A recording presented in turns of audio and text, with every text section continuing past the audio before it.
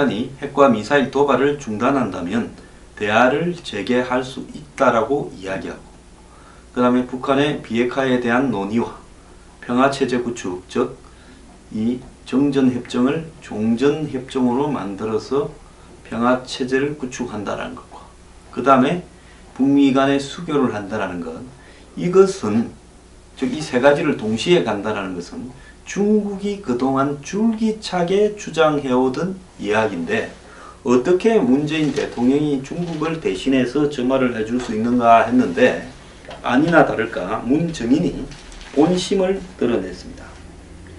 북한의 비핵화와 한반도의 평화체제 구축 연계를 언급하며 이를 문재인 대통령의 제안이라고 말을 했습니다. 이 역시 쌍중단, 쌍궤병형 같은 이야기를 하는 중국의 주장과 일치한다는 겁니다. 쌍중단이라는 것은 북한이 핵과 미사일 도발을 중단하고 한국이 한미 군사훈련을 중단한다. 중국이 하던 이야기 아닙니까? 그 다음에 쌍궤병행, 북한의 비핵화와 한반도 평화체제 협상을 동시에 진행한다. 이거는 오바마 때부터 중국이 지속적으로 북한이 육자회담에서 이탈을 했는데 복귀시키려면 이것이 필요하다라고 이야기를 했습니다. 자, 북한은 이렇게 간단하게 이야기하자면 핵과 미사일이 없이 있던 때에서 핵을 만들고 미사일 도발을 하기 시작하면서 이 서로 간에 동북아 질서를 깨고 이만큼 도발을 했습니다. 근데 도발을 했는데 그 도발한 사람이 원점으로 돌아가는 것은 지극히 당연한 거고, 거기에는 어떠한 포상이나 대가를 줘서도 안 되는 겁니다. 그래야 지금 팽팽한 이 긴장이 유지가 될 수 있는 거지, 도발했는데 거기에다 어떤 상이나 인센티브를 주면 도발한 사람이 내가 도발을 하니까 이만큼 없구나 라고 느끼게 되면서 계속 더 도발을 할 수 있지 않겠습니까? 이것은 국제 간의 관계에서 도발을 하는 상대방을 다루는 가장 중요한 원칙이죠. 그래서 미국이 지금도 비핵화를 갖다가 철저하게 북한과의 협상의 조건으로 원칙적으로 이야기를 하고 있는 겁니다.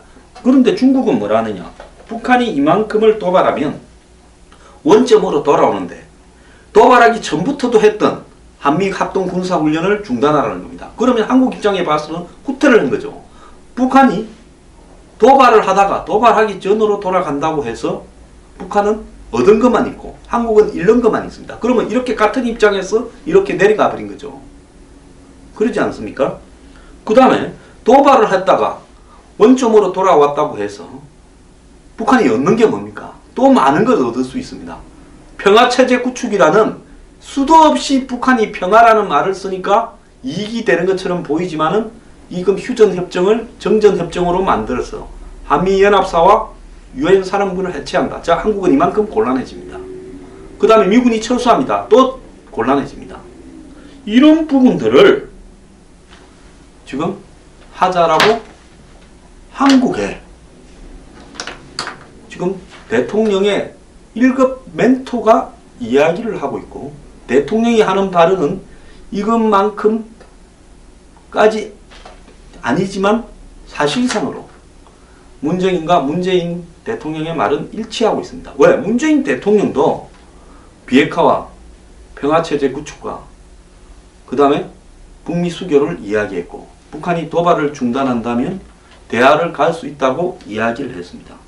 그런데 문재인은 문재인 대통령보다 조금 더 나가서 한미 군사훈련이나 전략자산을 축소할 수 있다 했지만 문재인 대통령도 TV 토론에서 북한의 핵동결이 검증된다면 그렇게 할 수 있다 말했습니다. 그래서 이 두 사람이요, 같은 이야기를 하고 있다고 봐야 되고, 사실상 말장난을 치면서 서로 점점 자기들이 원하는 것을 미국이 받아들이도록 한마디로 치고 빠지면서 압박을 하고 있으면서 이번 10월 29일, 30일 열리는 한미 정상회담에서 미국이 한국이 주도되어서 나가는 이 북한과의 대화와 지원에 대해서 간섭하지 마라.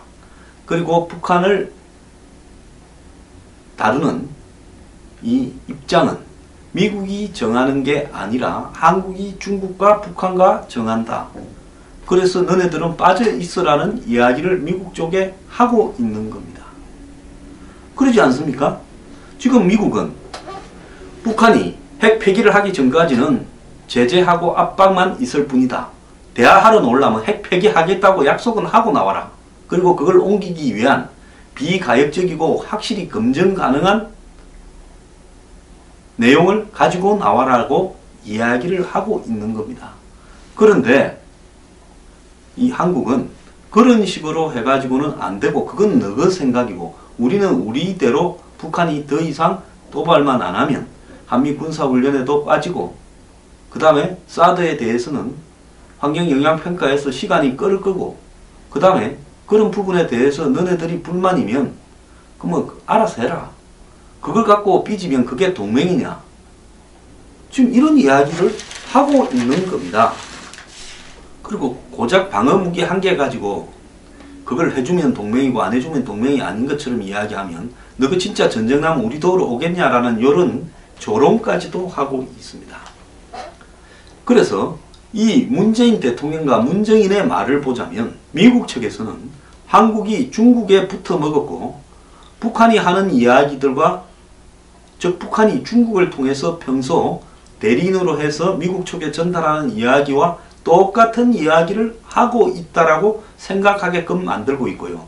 그러면 이 대목에서 왜 이런 이야기를 했느냐? 문재인 대통령이 미국에 가서 트럼프 앞에 주장할 내용은 제가 전번에 이야기하지 않았습니까? 한 달 전에요. 뭐냐?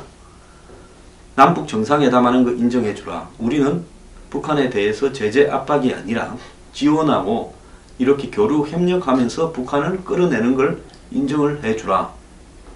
그리고 더 나아가서 북한이 대화에 들어오면 우리는 평화협정이나 북미 수교도 반대하지 않는다.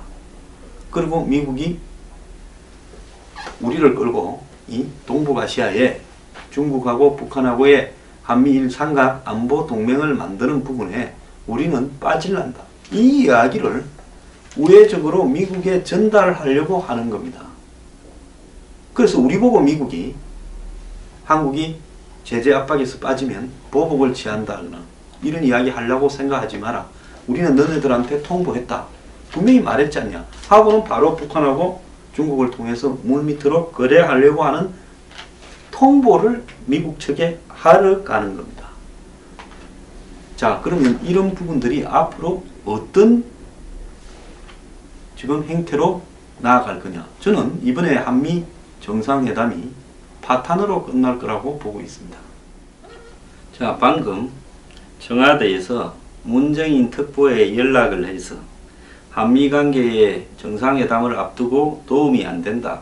엄중히 전달한다라고 이야기를 했다는데 그렇게 말할 게 아니라 자, 미국은 문정인이 와서 한 말을 문재인 대통령의 통일외교안보특보로서의 공적인 발언이 아니고 개인적인 자격으로 이야기한 거라고 평가절하해버렸습니다.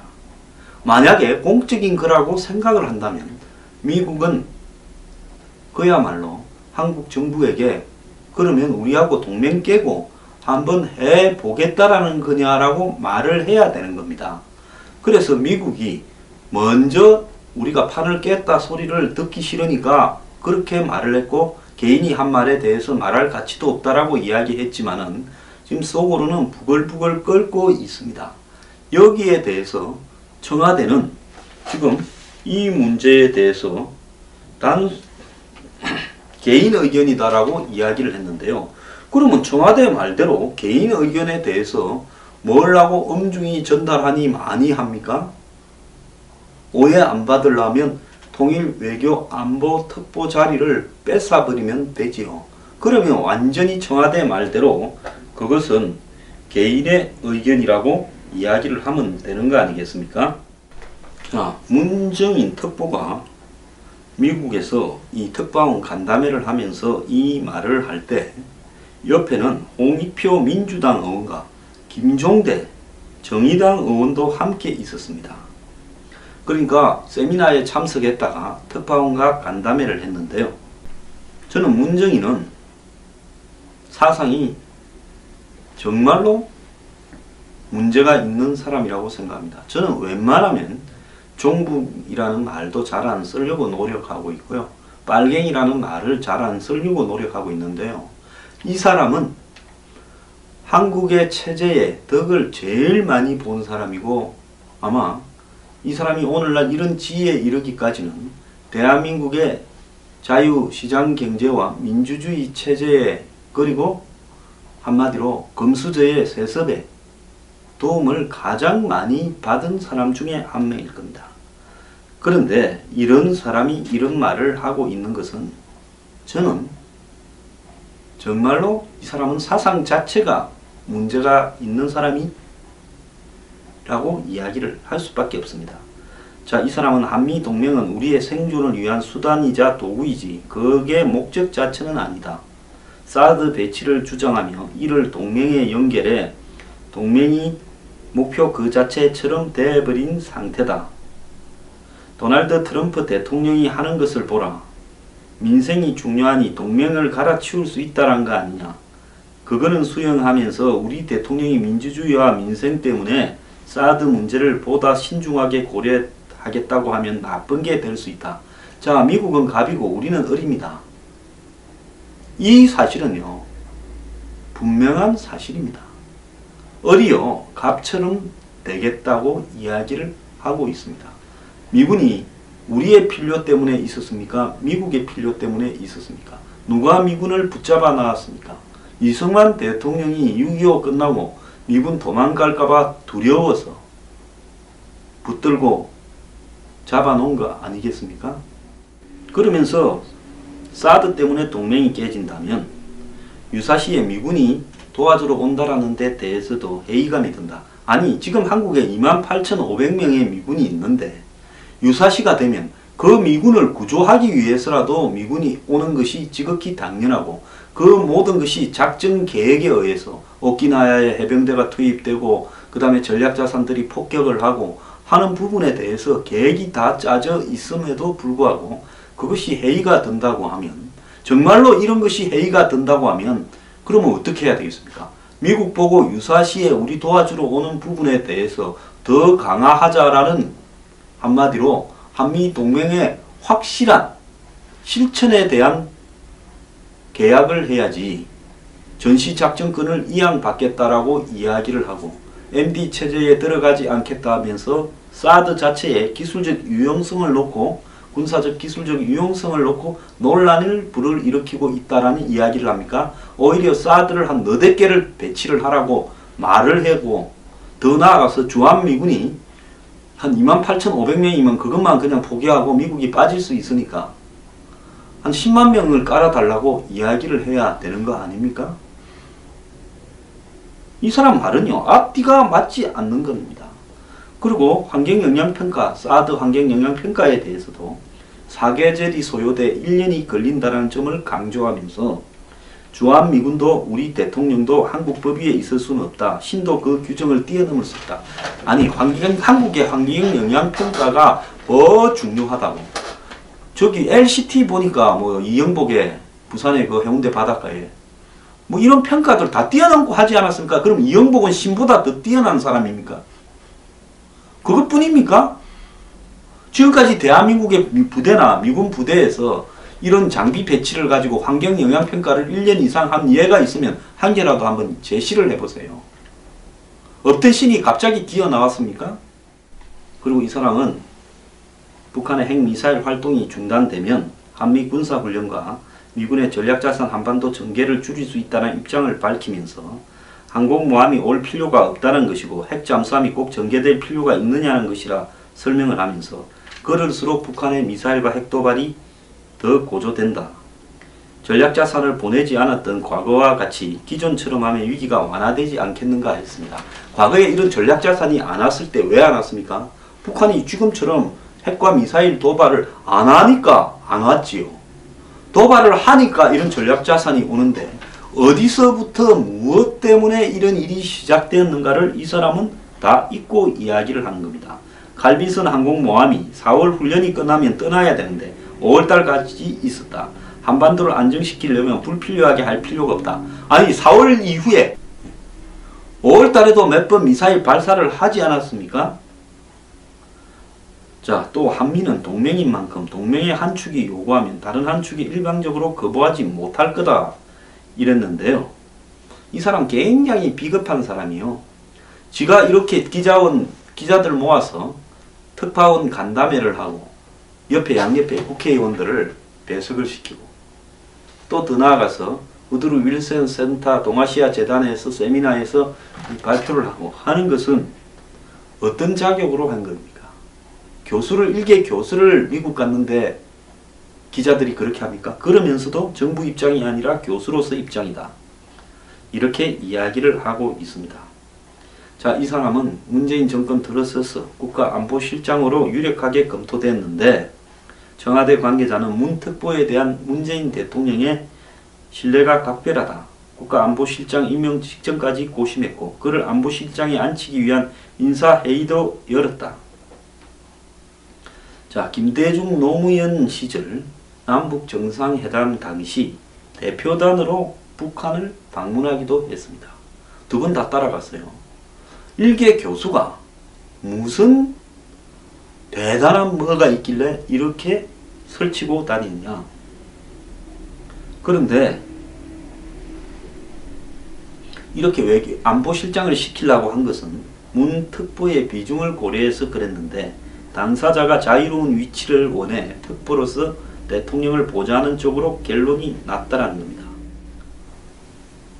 이 사람은 2012년 때는 아예 캠프에서 자장 역할을 했고 2017년에는 이 연대에서 퇴임 이후에는 그렇게 끼어들지는 않았지만은 외교 안보 분야에서는 핵심 역할을 한 김기정 교수와 수시로 의견을 나누면서 뒤에서 이야기했다는 거예요. 그래서 이번에는 당선 가능성이 훨씬 높아져서 거의 당선이 확실했으니까 뒤에 빠져 있었고 지난번에는 당선 가능성이 확실하지 않았으니까 뒤로 빠지지 않고 앞에서 좀 열심히 뛰었겠죠. 그래서 자신의 이 부합격인 김기정 연대 교수를 앞에 꼽아놓고 이 사람은 뒤에서 이야기를 한 걸로 보입니다.